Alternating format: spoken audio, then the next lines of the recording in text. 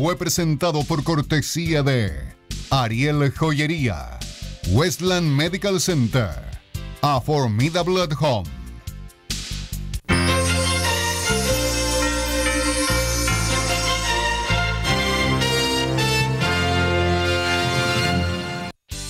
La mirada indiscreta es presentada por cortesía de State Farm Insurance.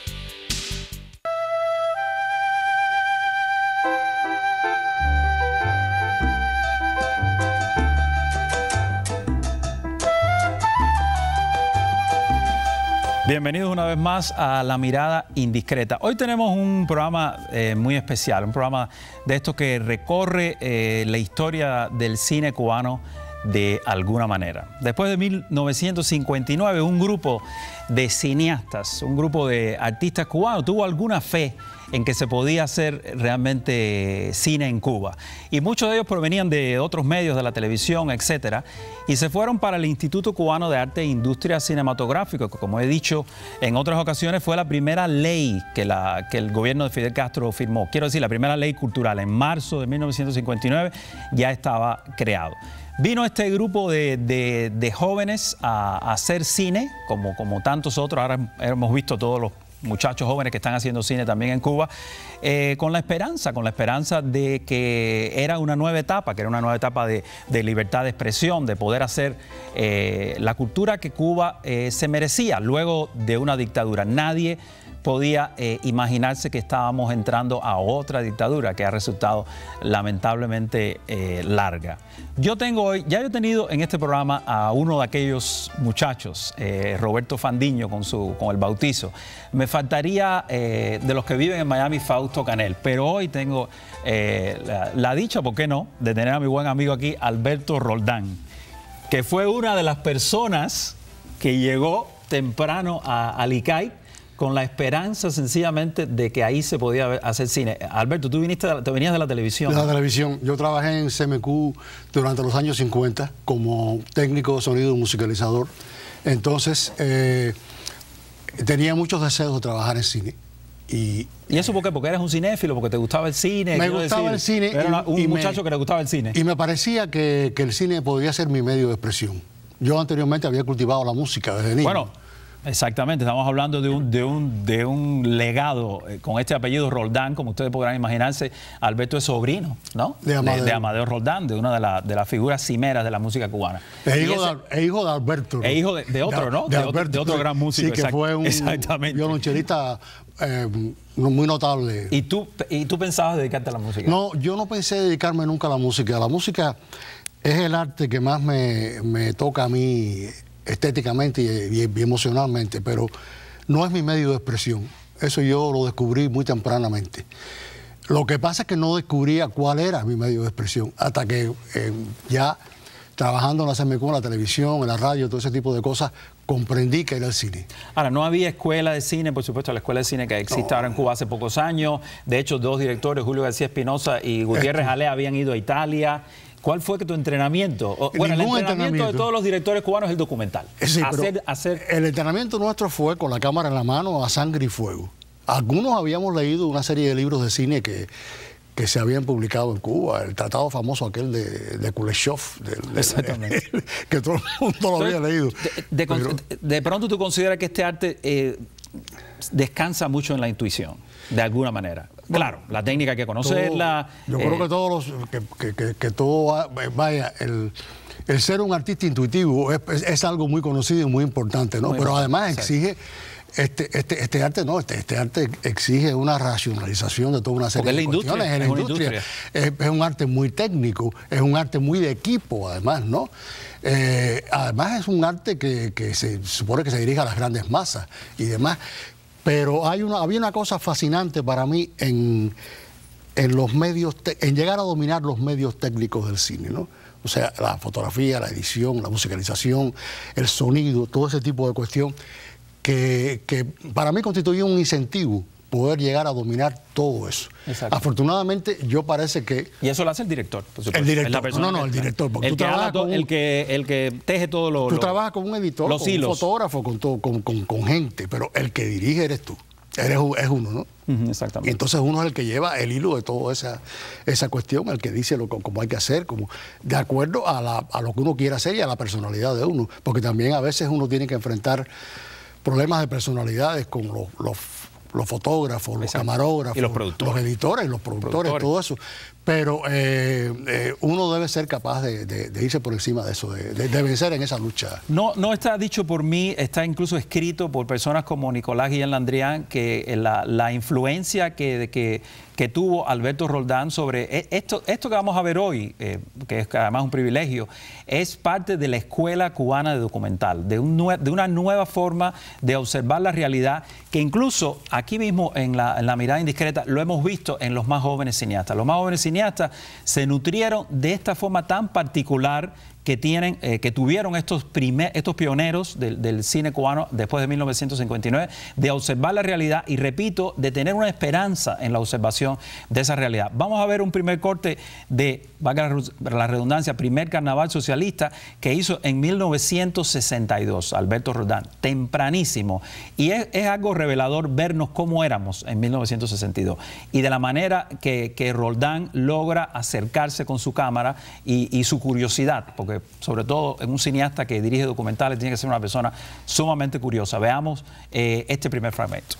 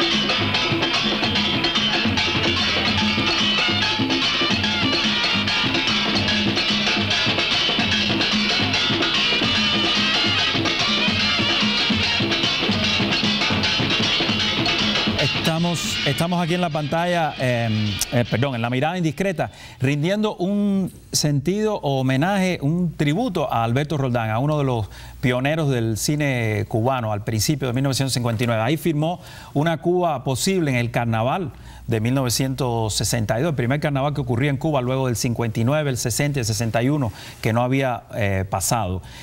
Tanto este como otros documentales de él tuvieron éxito en premios, obtuvieron premios en Europa. Fue un cineasta muy temprano, elogiado con su obra de manera temprana. Y lo que vamos a ver ahora es una transición total. Después de este corte comercial, regresamos y vamos a ver cómo Alberto inmediatamente empieza a hacer el cine que le interesa, que es una suerte de cine ensayo, un cine lleno de reflexiones, de pensamiento. Pero vayamos primero a un corte comercial y regresamos enseguida.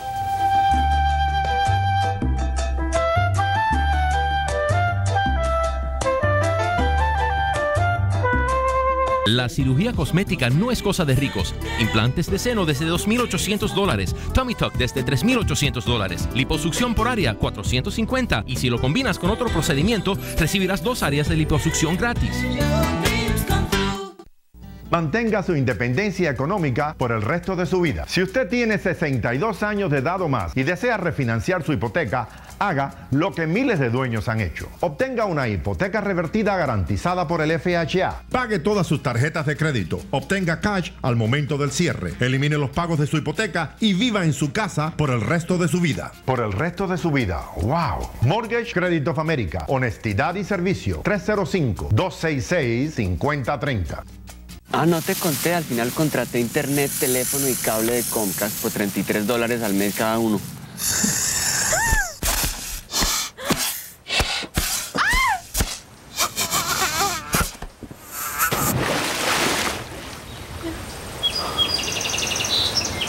Tu cartera te lo va a agradecer.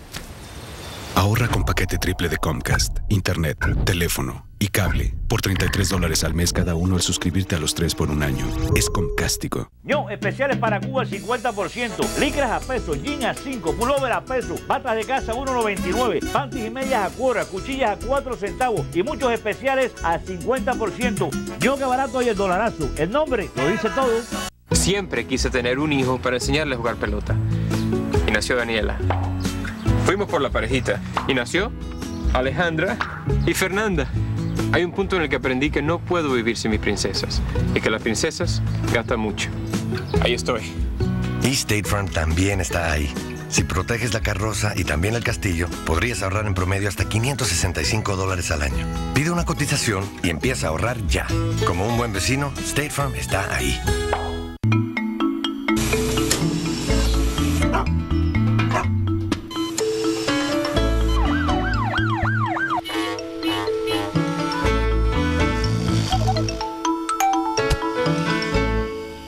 Es la venta del reembolso de impuestos en ANAS. Ahorras hasta un 80% comparado con nuestra competencia. Estos juegos de sábanas de microfibra en otras tiendas cuestan $15, pero ahora en ANAS cuestan solo $6.99. Ahorra más del 50% en ANAS. Zona de alto riesgo. No apta para cardíacos. Porque esto va a estar a fuego vivo. Y es que Miguel del Cel y Emilio Dizzy vienen explosivos. Esta noche a las 10, América TV, junto a ti. Este segmento llega a ustedes por cortesía de Las Mueblerías El Dorado.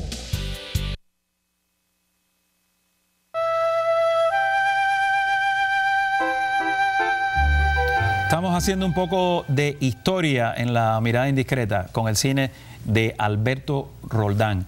Vimos ahí te fuiste para los carnavales y con uno de los fotógrafos más distinguidos. Con Ramón Suárez. De la Toda esa filmación fue una especie de improvisación porque 2 o 3 días antes de que comenzara el carnaval, yo estaba reunido con Ramón Suárez y le dije, ¿por qué no filmamos el carnaval? Entonces nos fuimos, estuvo encantado la vida de hacerlo, nos fuimos, pedimos autorización y fuimos con un pequeño equipo, el sonido, cámara, todo, y llegamos a filmar todo. Es asombrosa la elegancia todavía, la hechura de muchas cosas. O sea, cómo Cuba no se había deteriorado. En el 1962 sobrevivían los valores elementales de personas hasta en cuello y corbata desfilando. Una de las cosas que más me ha impresionado a mí al verlo ahora, como te estaba diciendo, es la mezcla de sonido. Exacto. El sonido que porque era sonido directo, ¿no? Estaba grabado. Sonido directo, pero es un sonido muy rico, tenía toda una serie de efectos por todas partes. Y la mezcla de todo ese sonido, que se escuchara bien cada elemento de esa mezcla, yo creo que fue un logro de los técnicos del ICAIC. Y ahora, intelectual al fin, ya enseguida te empezaste a complicar la vida. En el otro documental que viene, en 1963, vamos a ver incluso 2 fragmentos de ese, una vez en el puerto, te complicas, o sea, empiezas a utilizar el puerto como un centro neurálgico de no es que me de esta nueva sociedad. Es que yo no... Claro, no lo hiciste a propósito. No, yo no entendía el arte sin la necesidad de hacer una crítica, ¿no? De ver la realidad como se estaba produciendo y demás, yo no creía en las famosas críticas constructivas del sistema, porque todas son una burla, una tomadura de pelo y un engaño, una falacia. Y yo quería hacer una crítica sobre la realidad esa. Entonces, determinadas circunstancias se pusieron de acuerdo, porque esa es una de las grandes paradojas de este sistema. Claro. Que a veces se ponen de acuerdo. Y los artistas lo aprovechan. Claro, exactamente, ¿comprendes? Una fisura y por ahí sale. Yo lo pude aprovechar porque mis películas anteriores habían tenido éxito, porque ellos pensaban que yo lo podía hacer, porque ellos estaban en una lucha cultural en ese momento. Interna, grande, interna. Exacto. Alfredo Guevara Valdés, el director del ICAI, quería la hegemonía de la cultura. Ser como el tenía su rivalidad, sus luchas primero con el periódico Revolución, y después con Blas Roca. Con personas del PSP, del famoso Partido Socialista Popular. Entonces, con esta película, Una vez en el puerto, ellos pretendían hacer una especie de crítica, una visión de la realidad, comprende, que les diera a ellos la presencia cultural que ellos querían y que tuviera una cosa, un poco de crítica. Vamos a ver un fragmento de Una vez en el puerto de 1963 de Roldán, de Alberto Roldán. De tanto usarlos siempre y para todo, poco a poco se han ido fatigando los lugares comunes. He aquí un problema. Una información que sirva para cualquier explicación o una información que sirva para que cualquier explicación no sirva. Si nos tranquilizamos con una explicación que deje nuestra voluntad al margen, si no sabemos distinguir las dos caras de cada cosa, ¿cómo evitar que disentir sea un pretexto de sospecha? ¿A qué historia puede pedir amparo el confuismo?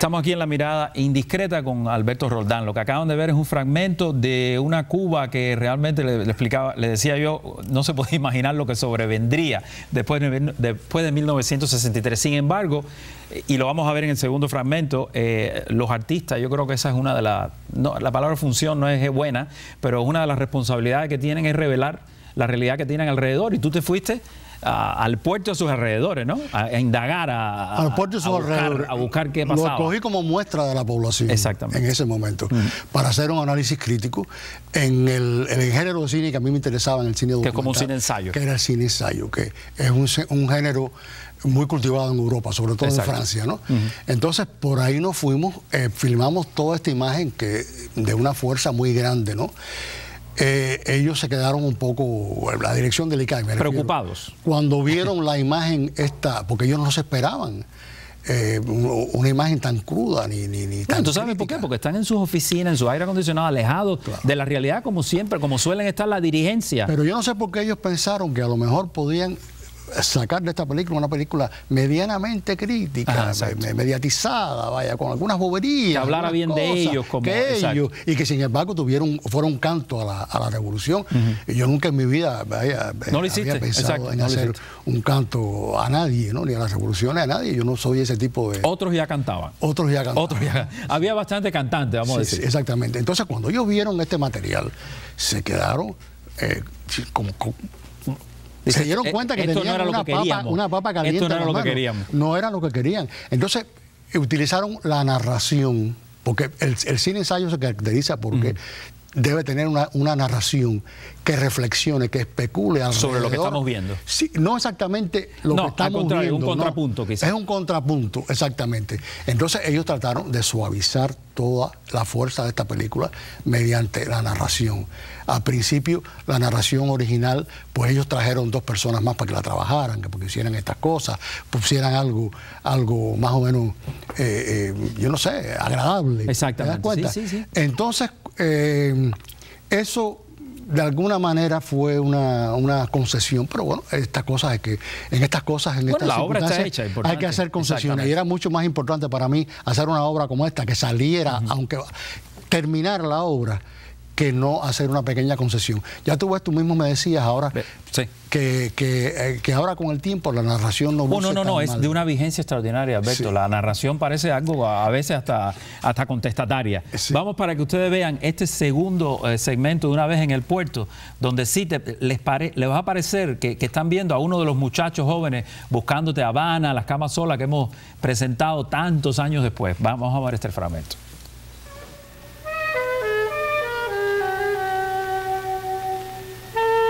Una familia, 2 caras. Una, la que todos aceptamos, la imposibilidad de vivir ahora de acuerdo a nuestras necesidades. Otra, la que no todos rechazamos, la posibilidad de que la indiferencia pueda encontrar apoyo para sus razones.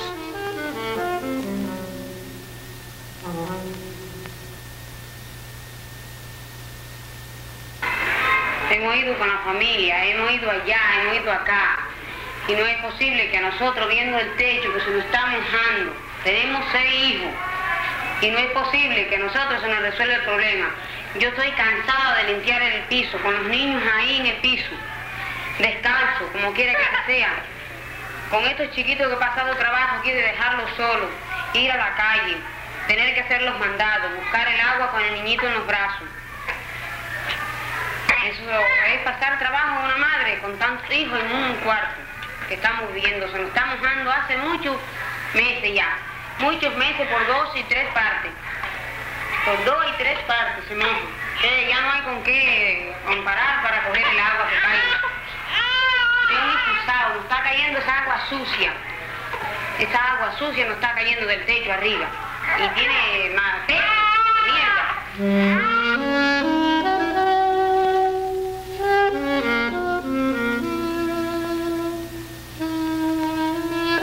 si nos tranquilizamos con una explicación que deje nuestra voluntad al margen. Si no sabemos distinguir las dos caras de cada cosa, si hacemos de la necesidad un absoluto, ¿cómo evitar que una justificación sea un pretexto? ¿A qué historia puede pedir amparo el conformismo? Estamos en la mirada indiscreta. Se habrán quedado sencillamente asombrados que un artista cubano en 1963 ya estuviera haciendo todos estos planteamientos que tuvimos que esperar los cubanos, Ana Bocová, Cuba 111, incluso a los muchachos nuevos, como decía yo, a Buscándote Habana, para que alguien se ocupara de estos olvidados de las familias cubanas olvidadas que desde temprano ya estaban en estas condiciones. Eso se lo debemos a artistas precursores como